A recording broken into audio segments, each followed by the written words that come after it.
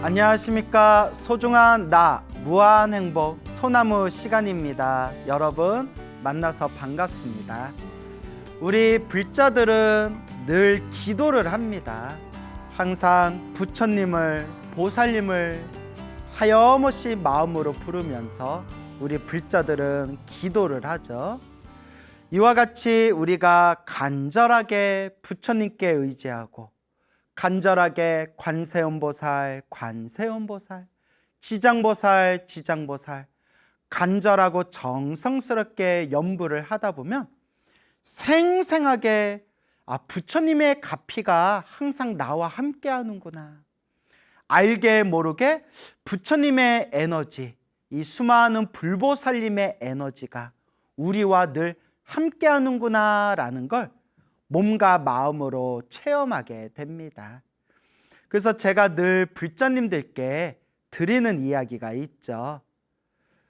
반드시 우리가 이 부처님의 가르침, 불교를 공부할 때 머리로, 지식으로만 이해하면 안 된다. 머리로 따지고 분석하고 지식으로 이해되어진 불교는 자꾸 흔들리게 된다. 마음으로, 몸으로 체험하는 그 맛이 있어야 불보살님의 가피가 분명히 우리와 함께 하는구나 라는 그 맛을 봐야, 그 체험을 해야 진정한 불자로서 신행생활을 꾸준히 해나갈 수 있다라는 말씀을 자주자주 드립니다. 그럼 어떻게 해야 그 맛을 볼까요? 어떻게 해야 그 체험을 하게 될까요? 그냥 그저 묵묵히 불보살님을 믿고 의지하고 닦아 나아갈 뿐입니다.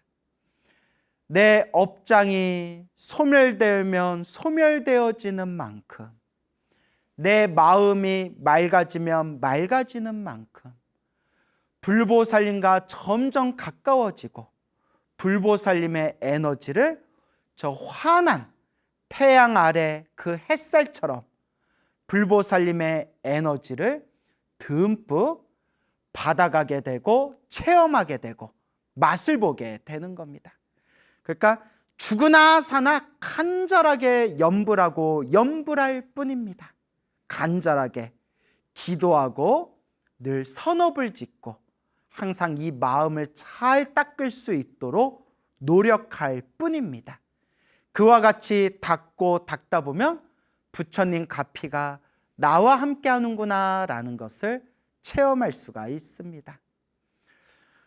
얼마 전에 아주 재미난 놀라운 이야기를 들었습니다. 제가 얼마 전에 사천의 보국사라는 그런 작은 산속의 작은 암자에 초청법회를 가게 되었습니다. 사천, 그 진주 옆에 사천이라고 하잖아요. 멀더라고요. 제가 요 근래 진주도 좀 여러 번 가고 했는데 멀더라고요. 하지만 멀더라도 우리 불자님들이 기다려 주시니까, 그래서 이제 요새는 또 열차가 또 빠르지 않습니까? 열차 타고 부지런히 또 사천에 보국사라는 도량의 초청법회를 갔다 왔는데, 그날이 또 봄날이라서 그런지, 그런 따스한 봄날 꽃들이 예쁘게 피어서 그런지 도량이 참 예쁘더라고요. 참 좋다. 정말 도량이 편안하고 도량이 너무 예쁘더라고요. 근데 거기가 이제 법화경 독송도량이래요. 그래서 거기에 주지 스님이신 노 스님께서 심혈을 기울여서 그 작은 암자를 그렇게 이제 확장하고 또 그렇게 불사를 하셨고, 또 그 아래에 또 젊으신 비구니 스님께서 법화경 천일기도를 거의 3번을 하셨대요. 와!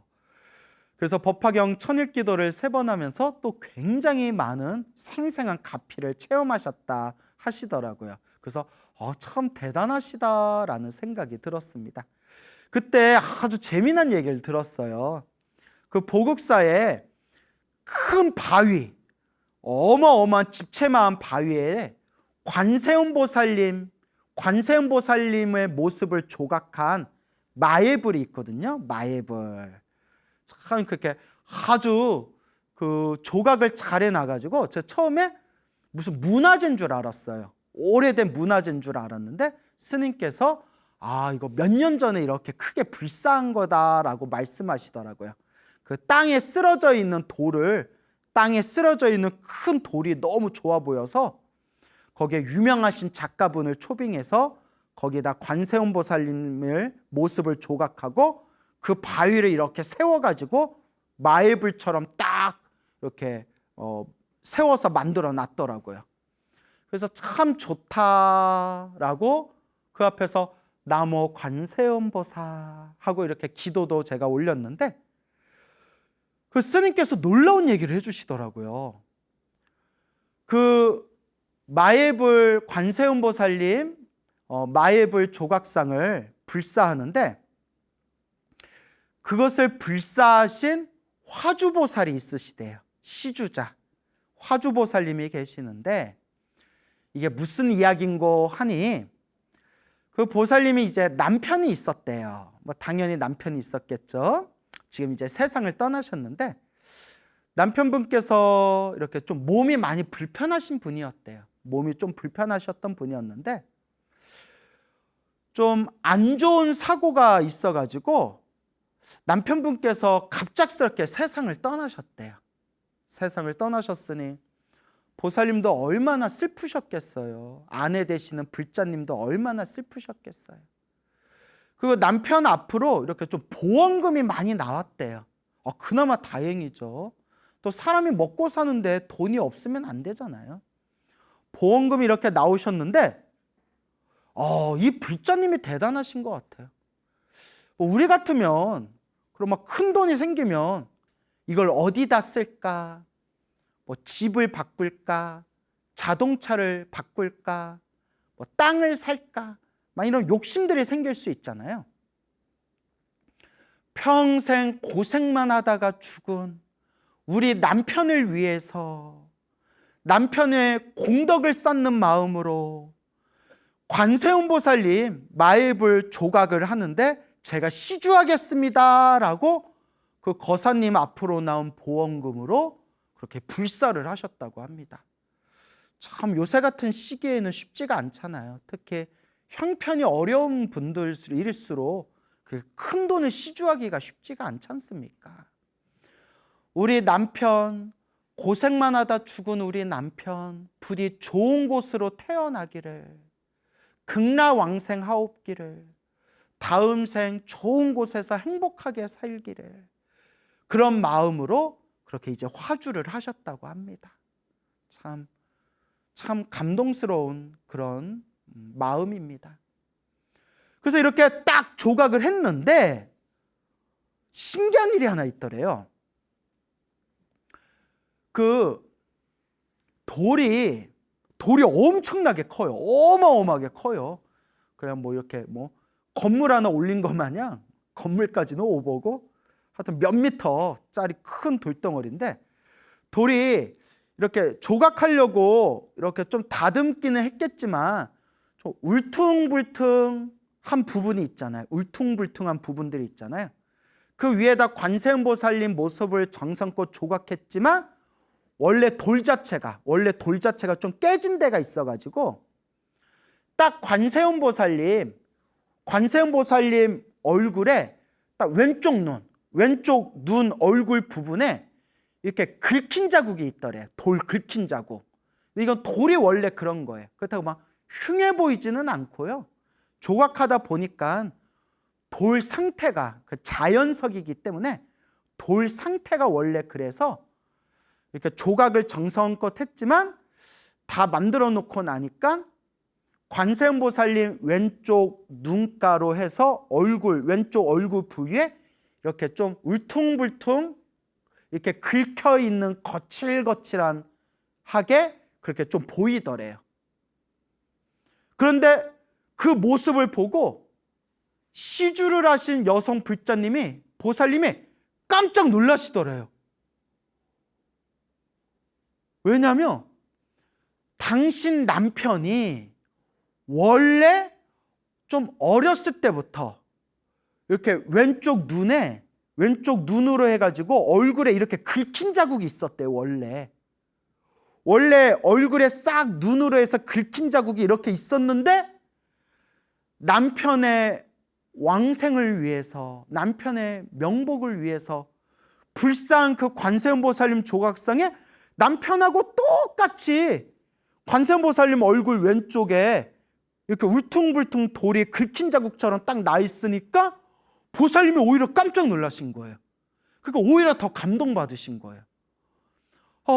정말 남편을 위해서 불사를 한 건데 어쩜 우리 남편 살아있을 때 그 상처 자국하고 똑같은 그런 비슷한 위치에 비슷한 자국이 있다고 보살님이 깜짝 놀라시더래요. 어쨌거나 이렇게 훈훈하게 끝났어요. 그래서 이렇게 마예불을 불사를 하고 그렇게 회양법회를 했대요. 회양법회를. 그렇게 이제 회양법회를 잘 마쳤는데 그 다음 날인가 해서 요 불자님이 생생한 꿈을 꿨대요. 그 관세음보살님 마예불 불사를 다 마치고 난 뒤에 그 다음 날인가 며칠 후인가 꿈을 꿨는데 관세음보살님이 걸어서 집 안으로 쑥 들어오시는 꿈을 꿨대요.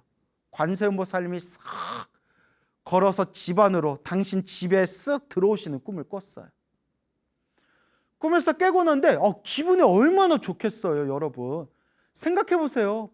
불보살님이 환한 모습으로 우리 집에 들어오는 꿈을 꾼다고 해보세요. 얼마나 좋아요. 그렇게 부처님 감사합니다. 이렇게라도 제가 불사공덕을 지었는데 이렇게라도 그 모습을 보여주셔서 감사합니다 생각을 했는데 어느 날이었대요. 당시 이제 아들하고 이렇게 대화를 나누는데 아들하고 이렇게 대화를 나누면서 아들이 이렇게 얘기하더래요. 엄마, 어머니, 며칠 전에 제 이상한 꿈을 꿨어요. 아니 무슨 꿈? 아니 관세음보살님이 집에 들어오시는 꿈을 꿨어요. 보살님이 깜짝 놀란 거예요. 언제? 어떻게? 자세히 얘기해봐 했는데 대화를 하면서 말을 맞춰봤더니 그 보살님이 불자님이 꾸었던 그날에 똑같은 꿈을 아들도 똑같이 꾼 거예요. 와, 대박. 여러분 우리가 기도하다 보면 솔직히 불보살님이 꿈에 나올 수가 있거든요. 사실 고맙고 감사하지만 기도 열심히 하다 보면 뭐 꿈에 관세음보살도 보고 지장보살도 보잖아요. 그게 중요한 건 아니거든요. 근데 저도 무엇이 놀라웠냐면 똑같은 날에 모자가 어머니와 아들이 똑같은 날에 똑같은 꿈을 꿨다는 거예요. 관세음보살님이 집안에 들어오시는 꿈을 꿨대요. 부처님 감사합니다. 부처님 감사합니다. 관세음보살님 감사합니다. 관세음보살님 감사합니다. 그 불자님이 엄청 눈물이 많이 나셨대요. 너무나 감사합니다. 정말 감사합니다. 그래서 저도 듣고 야, 희한하다. 정말 몇백 년 전에 만들어진 옛날 옛적 불교 영험담, 불교 설화에나 나올 법한 이야기구나. 생각해 보세요. 그렇게 한 사람이 그냥 부처님 꿈에 나오는 그런 꿈 꾼 거는 뭐 그럴 수도 있지만 어머니와 아들이 같은 날에 똑같은 꿈을 관세음보살님이 집안에 들어오는 꿈을 꾸셨다. 그래서 그 불자님께서 그와 같이 원래 불심이 깊으셨지만 더 깊어진 불심으로 지금도 그 사천의 보국사에 아주 열심히 다니면서 신행생활을 참 잘하고 계신다라는 얘기를 우리 주지스님께 직접 듣게 되었습니다. 이런 이야기들을 통해서 저도 불심이 더 강해지는 것 같아요. 정말 이 가피가 있구나. 정말 인간의 지식으로는 어떻게 다 표현할 수 없는 이런 묘한 그런 불보살님의 에너지라는 게 있구나. 그러니 우리는 그저 부처님 믿고 기도하고 염불하면서 닦아 나아가면 되는구나 라는 것을 다시 한번 생생하게 확신하게 됩니다. 얼마 전에 또 울산에서 제가 초청법회를 또 했었는데요. 울산에 있는 그 여여선언이라는 그런 아주 큰 포교당에서 또 좋으신 스님들과 함께 또 만나고 그렇게 초청법회를 했습니다. 그렇게 이제 서울로 올라오는 길에 저녁에 이제 울산에서 어느 거사님을 만났어요. 지금 연세가 한 60대 거사님이시랍니다. 한 60 안팎 정도 되는 거사님이신데 정말 기도를 많이 하셨더라고요. 그래서 스님 소나무 찐팬입니다. 스님 광팬입니다 하면서 이렇게 또 인사하셔서 또 이렇게 만나 뵙고 잠깐 이야기를 들었는데 또 기도를 많이 하셔서 그런지 얼굴도 엄청 좋아 보이시더라고요. 스님께서 그 거사님께서 그렇게 처음에는 지장 기도를 시작을 하셨다가 기도하면서 뭔가 좀 맛을 보셨나 봐요. 기도에 힘이 딱 붙어가지고 한참 열심히 기도에 몰입했을 때 신묘장구 대다라니 기도를 하는데 신묘장구 대다라니를 한창 그냥 하루 종일 신묘장구 대다라니 독송했을 때 1년 동안 10만 독을 하셨대요. 에? 제가 물어봤어요. 1만 독이 아니라 10만 독이요? 1년 동안 10만 독을 하셨대요. 그냥 하루 종일 하셨대요. 그렇게 막 직장일도 하고 절에서 자원봉사도 하시면서 최대한 기도에 집중하셨대요. 그러다 보니까 나중에 막 힘이 붙어가지고 1년에 10만 독을 하셨대요. 예? 10만 독을요? 그렇게 1년에 신묘장구 대다라니 10만 독을 하시는데 그 옛날 큰 스님들 말씀이 다 맞아요. 그렇게 기도에 몰입하다 보니까 꿈에서도 신묘장구 대다라니가 막 돌아가더래요. 꿈에서도 나모라 다나다라야야 하면서 막 계속 꿈에서도 다라니가 되더래. 그러면서 그 거사님이 하신 말씀이 스님 소나무에서 스님이 하시던 말씀이 하나도 거짓이 아니고 정말 진실이구나. 스님께서 소나무에 했던 그 체험들을 제가 생생하게 제가 그 맛을 봤습니다 라는 말씀을 하시더라고요. 그래서 꿈에서 막 온몸에 막 더러운 게 다 빠져나가고 막 더러운 게 막 이렇게 막 빠져나가고 막 맑고 깨끗한 그런 막 꿈들을 꾸고 그러면서 세계가 확 변하는 걸 느끼셨대요. 그러니까 나도 그대로고 세상도 그대로인데 세상을 바라보는 내 마음의 차원이 딱 변한 게 느껴지셨대요. 그때 정말 마음에 큰 어떤 변화가 생기는 생생한 체험을 하셨다라는 말씀을 하시더라고요. 그러면서 그렇게 기도하면서 정말 꿈에서 업장이 막 소멸하는 꿈들도 많이 꾸고 무엇보다 마음이 너무 편안해지더래요. 이거구나. 바로 이 맛이구나. 라는 게 느껴지더래요. 마음이 편안해지시고 그리고 정말 좀 간절히 바라던 소원도 딱 그 소원 성취도 하셨다 하더라고요.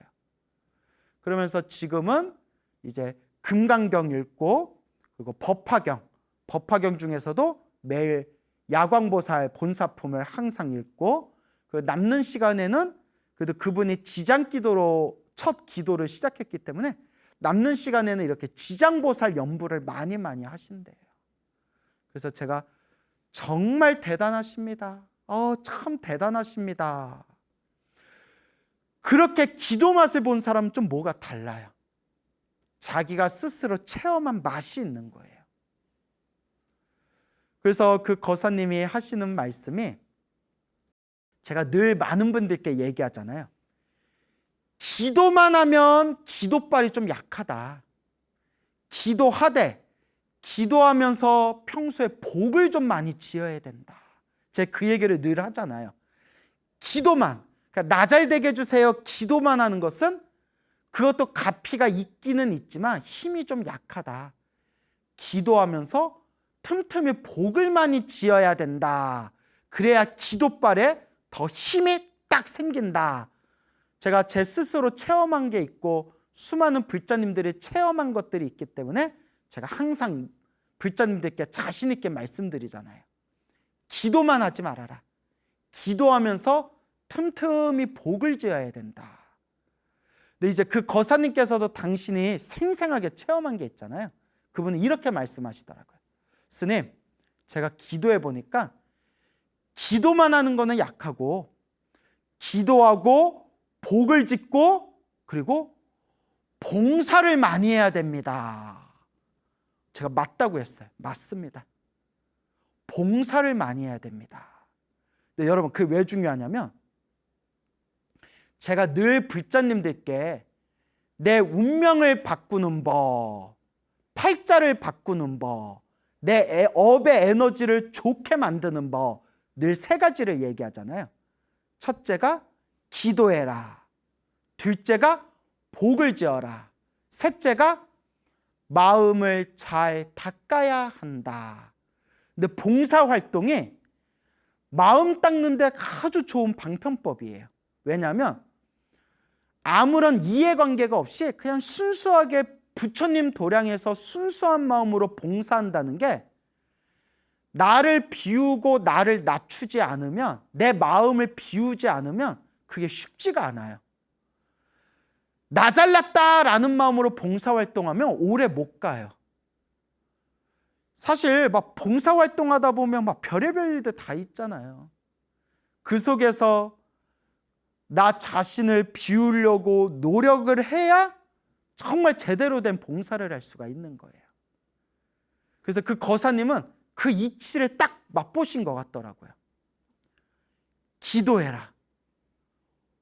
복을 짓고 봉사를 많이 해야 된다. 라고 거사님은 얘기하시더라고요. 그래서 제가 맞습니다. 맞습니다. 라고 저도 아주 격렬하게 동감을 했죠. 그리고 또 봉사하는 것 자체가 복을 짓는 거예요, 여러분. 우리 불자님들이 잘 모르시는데 복지어라 하니까 자꾸 돈 내는 거, 공양 올리고 돈 내는 걸 복 짓는다라고 생각하는 분들이 많더라고요. 근데 우리가 복 짓는다 할 때는 물질적인 공양을 올리는 것도 복 짓는 거지만 순수하게 내 마음과 내 몸을 이용해서 좋은 쪽으로 봉사활동하는 게 그것도 복을 짓는 겁니다. 그렇기 때문에 그 거사님의 말씀을 들으면서 그래도 이렇게 우리 한국 불교에는 이렇게 열심히 정진하시는 불자님들이 참 많구나. 이렇게 열심히 닦는 불자님들이 있어서 그래도 이렇게 한국 불교가 버티고 지탱하는가 보구나. 또 이런 생각이 들었습니다. 그래서 남이 나를 알아주든 알아주지 않든 그냥 내 복을 닦는 마음으로, 내 선업을 쌓는 마음으로, 내 공덕을 지어가는 마음으로 모든 중생 다 함께 성불하여 지이다 라는 마음으로 그저 우리 불자들은 닦고 닦아 나아가는 겁니다. 우리 불자들은 늘 기도하고 염불해야 됩니다. 힘들고 괴롭고 답답할 때일수록 내가 업장이 두껍구나, 내가 업보가 많구나, 내가 전생에 지은 빚이 많구나 스스로를 반성하면서 이번 생 더 열심히 기도하고 더 열심히 공덕을 닦아야 합니다. 우리 부처님법이 인연법이지 않습니까? 모든 것이 인연 따라 일어나고 인연 따라 사라집니다. 그 인연법의 흐름 속에서 인과 업보가 펼쳐지는 겁니다. 내가 지은 업을 내가 받으면서 살고 있는 겁니다. 그래서 힘들고 괴롭고 답답할 때 더 열심히 기도하고 복과 선업과 공덕을 닦아야 합니다. 울산에 고견사라는 작은 포교당이 있어요. 거기에 이제 지성 스님이라는 스님이 홀로 이제 살고 계시는데 저랑 엄청 친해요. 그리고 저랑 친한 분들은 다 착하시거든요. 끼리끼리 만난다고 하잖아요. 예. 말해놓고 이상하네. 웃자고 한 말이고요. 그 스님이 참 착하고 좋은 분이세요. 근데 그 스님이 이제 지금 스스로 세운 원력이 있으셔서 참불가를 작사 작곡을 하고 계시거든요. 그래서 여러분 우리 인터넷 동영상 너튜브에 아미타 서곡이라고 한번 검색해서 한번 참불가 들어보시기 바랍니다. 아주 천하의 명곡입니다. 또 저는 아미타 연불, 또 연불 행자지 않습니까? 그래서 아미타 서곡이라는 또 아주 멋진 곡을 또 그렇게 작사 작곡을 하셨습니다. 이 지성 스님께 직접 들은 얘기인데요. 몇 년 전의 일입니다. 오래전 일인데 이 스님께서 오래전에 그 지리산 함양에 화림사라는 절이 있어요. 절이 참 예뻐요. 화림사라는 절이 있는데 거기서 스님이 머무르면서 이렇게 부처님 오신 날 행사를 앞두고 울력을 좀 하고 있었대요. 근데 그때 때마침 주지 스님하고 연세가 많이 드신 노보살님, 공양주 보살님하고 이렇게 이제 살고 있었는데 이제 노스님이신 주지 스님은 조금 이렇게 법당에서 좀 멀리 떨어진 별채에 머무르고 계셨고 뭐 연세 드신 공양주 보살님께서도 뭐 어디 뭐 당신 방에서 쉬고 계시거나 뭐 공양간에 계셨겠죠. 그래서 이제 스님이 그때 법당에 가서 법당 처마 있죠. 기와 처마 끝에 무슨 작업을 하고 있었대. 이렇게 작업하는 중이었는데 또 법당이 엄청 높았대요. 법당이 굉장히 높아서 좀 큰 사찰은 법당이 굉장히 높지 않습니까? 그래서 좀 긴 사다리 있죠. 사다리를 이렇게 세워놓고 사다리 올라가 가지고 그 처마 밑에서 이렇게 작업을 하고 있었대요. 이렇게 작업을 하고 있었는데 뭐가 일이 안 풀리려니까 여러분 모든 사고가 그래요. 뭐 사고 나고 싶어서 사고 나는 사람이 있겠어요? 꼭 이렇게 우리가 속된 말로 아다리 안 맞는다라고 하죠. 아다리가 안 맞는다. 뭐 그렇게 아다리 안 맞는 날이 있나 봐요. 멀쩡하던 사다리가 뒤로 기우뚱 하더니 뒤로 넘어갔대요. 사다리가. 스님이 사다리 꼭대기에서 작업하고 있는데 사다리가 넘어갔대요. 하는데 스님 말씀이 나 죽는다 싶어가지고 사다리를 양손을 딱 잡았대요. 딱 잡아서 그대로 사다리가 이렇게 떨어졌대요. 그러니까 뭐 뛰어내릴 새도 없는 거예요. 그래서 사다리가 뒤로 훌러덩 넘어가는 거예요. 그러니까 스님은 붙잡고 이제 뒤로 넘어가는데 그때 한창 열심히 관세음보살 연부를 열심히 할 때였대요. 그때 한창. 근데 제가 항상 기도도 습관이다라는 말씀 자주 드리죠, 여러분. 명심하세요. 기도도 습관이다. 연불도 습관입니다, 여러분. 기도가 안 된다 하지 마시고 습관이에요, 습관. 그때 한창 관음정근을 열심히 하던 때라서 그냥 사다리 잡고 그대로 뒤로 넘어가는데 순간 관세음보살 그냥 자기도 모르게 관세음보살 막 입에서 막 튀어나오더래요. 관세음보살 외치는데 그대로 사다리 잡은 상태에서 그대로 떨어졌으면 굉장히 높았대요. 여러분, 머리나 목을 다치면 이건 죽는 거고요. 등짝으로 떨어져도 이거는 어디 허리 하나 이거 어디 하나 이거 부러지는 거예요. 생각만 해도 아찔하네요, 여러분. 무섭네요. 뒤로 그대로 넘어가다 또 산에는 막 돌이 많잖아요. 돌 같은데 그냥 머리 찍히면 그냥 가는 거예요. 몸 바꾸는 거죠, 뭐. 다음 생 더 좋은 몸으로 와야죠. 얼마나 무섭습니까? 자기도 모르게 관세음보살이 막 입에서 따다다다다 튀어나오는데 스님 말씀이, 그러니까 여러분 이건 이해가 안 되는 거예요. 저도 들으면서 이해가 안 되는데 그 스님이 거짓말할 뿐이 아니거든요. 사다리가 순간 휙 하고 옆으로 떨어지더래요. 이해가 안 되시죠? 저도 이해가 안 돼요.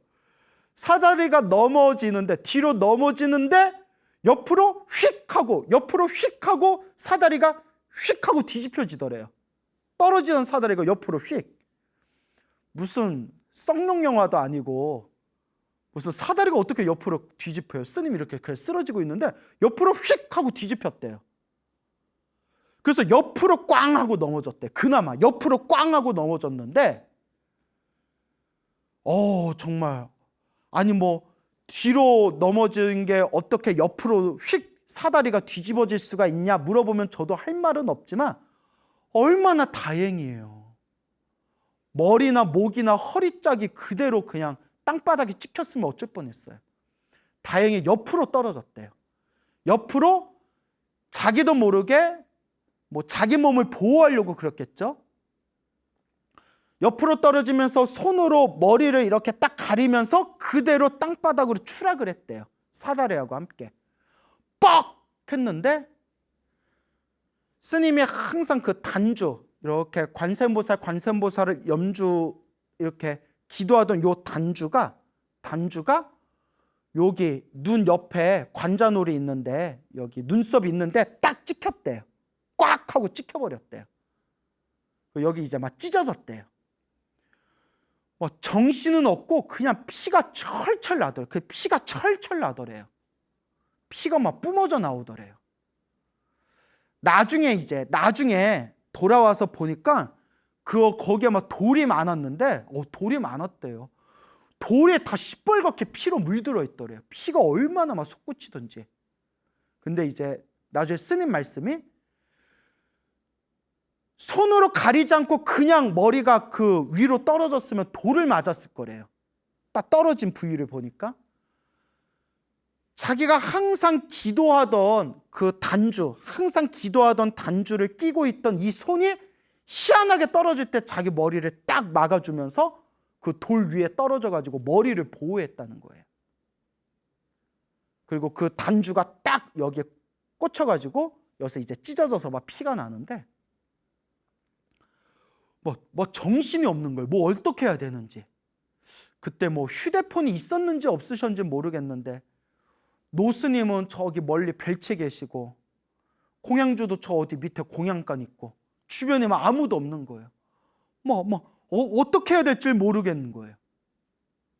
그저 관세음보살 막 일어나야 되는데 온몸이 그냥 다 충격 때문에 막 얼얼해서 막 피만 막 솟구쳐서 막 피범벅이 되고 있는데 그때 하필이면 그 절에 다니는 거사님이 계셨는데 며칠에 한 번 정도 오시는 거사님이었는데 그날따라 그분이 새 차를 사가지고 차를 사서 차 고사 지낸다고. 우리가 흔히 막 이렇게 차를 새로 사면 차 사고 나지 말고 오래 가려고 스님들이 이렇게 요령 흔들면서 차 고사 지내주는 문화가 있었거든요. 요새는 잘 안 하죠. 차 고사 지내는 거. 그래서 이제 저도 예전에 차 고사 지내는 거 같이 어렸을 때 따라갔다가 야 살다 차에다 고사를 다 지내냐 웃기다 생각했는데 근데 이제 불자들 마음에는 이렇게 새 차 샀는데 안전운전할 수 있도록 스님 기도해 주세요라는 순수한 종교심이었겠죠. 차 고사 지내려고 괜히 그날따라 절에 가고 싶더래요. 거사님 말씀이. 그래서 아유 새 차 샀는데 고사도 지낼 겸 절에 가자 하다가 법당에서 스님이 피범벅이 돼서 쓰러져 있는 걸 발견한 거예요.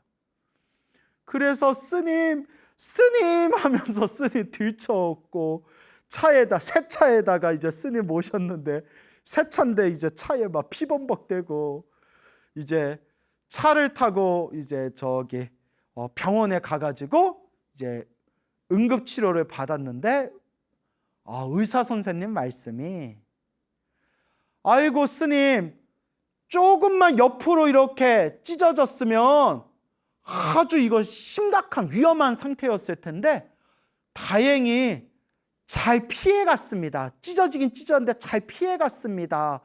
정말 다행입니다 라고 얘기를 하시더래요. 그래서 그 차 태워준 거사님은 고사 지내러 왔다가 스님 하나 살린 거잖아요. 그러니까 더 큰 공덕을 지은 거죠. 비록 차 안에 새 차에 막 피 같은 건 묻었지만 수행 열심히 하신 스님 살리다가 묻은 피니까 그 거사님이 큰 공덕을 지은 거죠. 그러면서 이걸 그 스님께서 말씀해 주시면서 정말 신기하다고. 그때 사다리를 짚고 뒤로 발라당 넘어지는데 사다리가 옆으로 휙 뒤집히면서 옆으로 떨어졌는데 그것도 그냥 떨어졌으면 돌에 머리라도 맞았으면 정말 위급했을 텐데 딱 단주 끼고 있는 손이 떨어지는 순간에 손이 딱 자기도 모르게 물론 자기가 살려고 본능적으로 몸을 보호한 것도 있겠지만 머리를 딱 가리면서 다행히 목숨이 위급할 정도로 크게 다치지는 않았다 라고 하면서 그렇게 그 상처가 아직도 이렇게 남아 계시더라고요. 그러면서 그때 일을 얘기하면서 광우스님 누가 뭐래도 나는 관세음보살 갚이 받은 거다. 그때 떨어지는 그 위험하다 큰일 났다라는 순간에 저절로 자기도 모르게 입에서 튀어나온 한마디 그게 관세음보살이었대요. 관세음보살 하면서 관세음보살 막 입에서 막 터져 나오더래요. 그러면서 더 크게 다칠 수 있는 걸 이와 같이 보호받았다. 정말 나는 갚이 받은 것이다 라는 말씀을 해주셨습니다. 맞습니다, 여러분. 우리의 수많은 불자님들께서 위급하거나 어려운 그런 사고의 순간에 간절하게 부처님의 이름을 부르면서 그렇게 몸을 보호받은 사례와 이런 가피 이야기, 체험담이 이루 헤아릴 수 없이 많습니다.